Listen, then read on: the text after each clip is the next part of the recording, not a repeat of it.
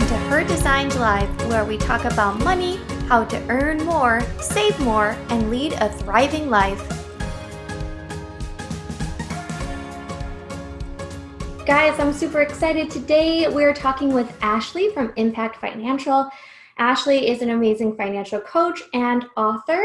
She has an amazing story, and I can't wait to talk to you guys all about her and what she's done over this last year and on her financial journey. So Ashley, thank you so much for taking the time out of your busy schedule to talk with me on today's show. No, thanks so much for inviting me. I appreciate it. Yeah. So for those who aren't familiar with you and your business, can you just tell me and everyone else who's listening a little bit more about how you got started on your road to financial freedom? So it was about my sophomore year in college.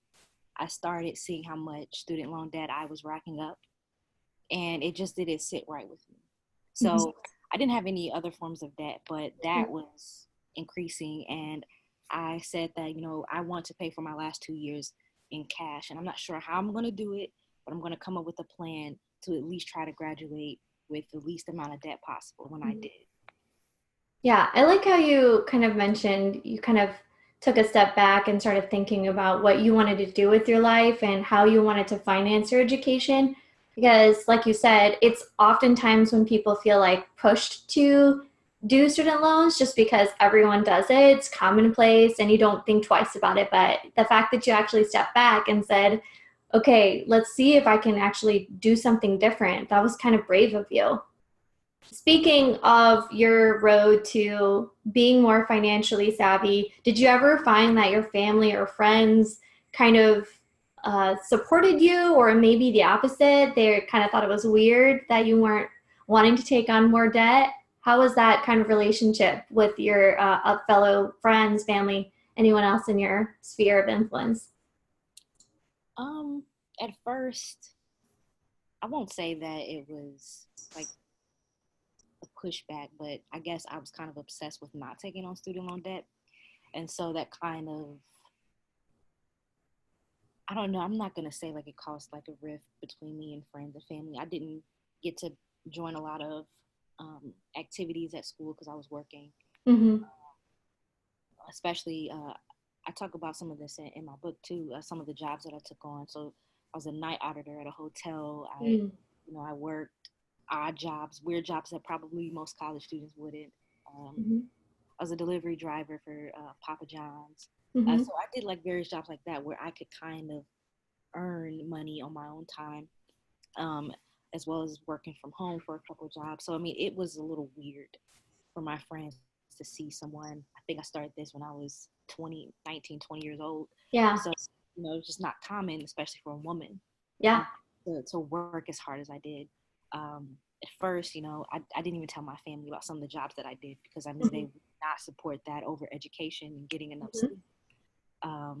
Oftentimes, some people in my family just said, just take out the loan. It's okay. You're going to get a job to be able to pay it back.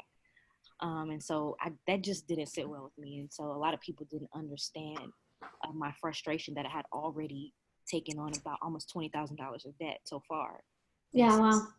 So no one really understood that because they either weren't in it or they just accepted the fact that, hey, I'm going to take on the student loan debt. It's no big deal. It happens.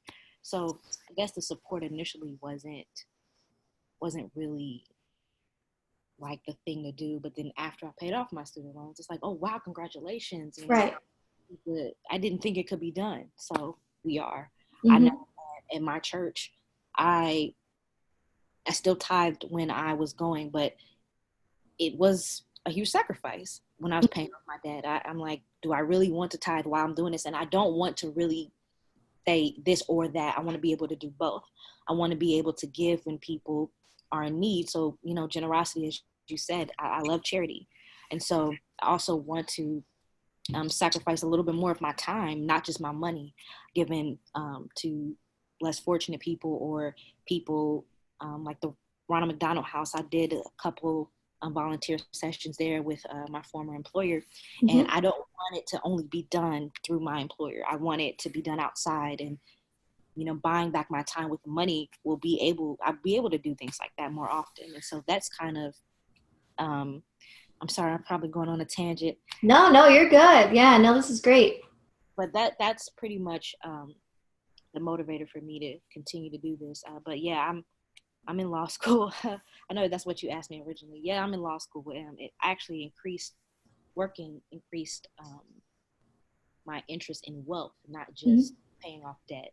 Yep. So I worked at a law firm in estate planning, and the law firm I was at, they work with a lot of high net worth individuals. Hmm. That that's what made me understand. Oh, this is how the wealthy people protect their assets, Yep. because again, that is definitely not talked about in minority communities, um, Hmm. and not even really talked about at all. I think over 50% of Americans don't even have a will, and so Yeah. it's pretty high up there in number of amount of people who don't know that it's still important, even if Hmm. you have a little bit of assets, you still need to protect it. So I mean, it's just those types of things that kind of intrigued me. I got to speak at a college to undergraduate students about the importance of estate planning even for them. So I mean, like, it's been a gradual increase in interest.